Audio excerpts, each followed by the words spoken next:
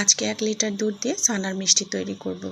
এই মিষ্টিটা তৈরি করতে খুব বেশি উপকরণ লাগে না, অল্প সময়ে তৈরি করা যায়। তো এখানে 1 লিটার দুধ নিয়েছি। দুধটাতে যখন বলক চলে আসছে তখন আমি এখানে কয়েক টুকরা বরফ দিয়েছি।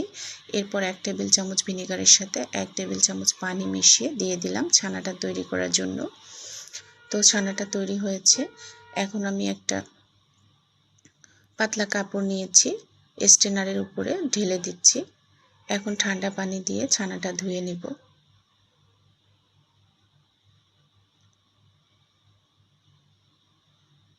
এতে করে ছানাটা অনেক বেশি সফট হবে।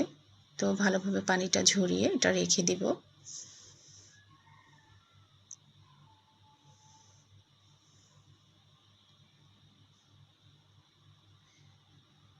একটু এভাবে ঝুলিয়ে রাখলে পানিটা একদম ঝরে যাবে। তো এদিকে একটা শিরা তৈরি করে নিব। এখানে 1 কাপ চিনি দিয়ে 4 কাপ পানি দিতে হবে। একদম পাতলা শিরা তৈরি করতে হবে। তো ছানাটা থেকে পানি একদম বেরিয়ে গিয়েছে। তো ছানাটা একটা প্লেটের উপরে নিয়েছি। এটা খুব ভালোভাবে মথে নিতে হবে। ছানা যত ভালোভাবে মথে নেওয়া হবে মিষ্টিটা তত বেশি ভালো হবে। তো এরপর এখানে আমি 1 চা চামচ কর্নফ্লাওয়ার নিয়েছি। প্রথমে ছানা মথে নেব, মথে নেওয়া হয়ে গেলে কর্নফ্লাওয়ারটাও মিশিয়ে নিয়ে খুব ভালোভাবে মথে নেব।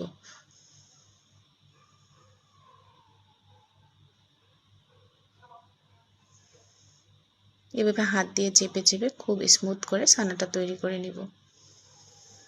এখন মিষ্টিগুলো তৈরি করে নিব। আমি বড় সাইজের তৈরি করে নিচ্ছি। এটা শিরার মধ্যে দিলে অনেকটা ফুলে উঠবে।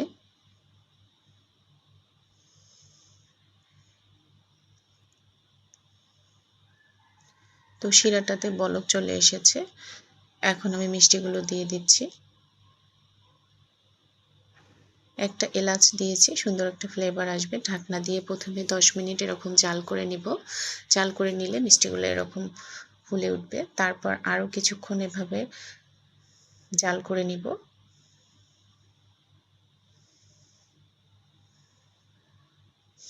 তো অনেকটাই ফুলে উঠেছে মিষ্টিটা।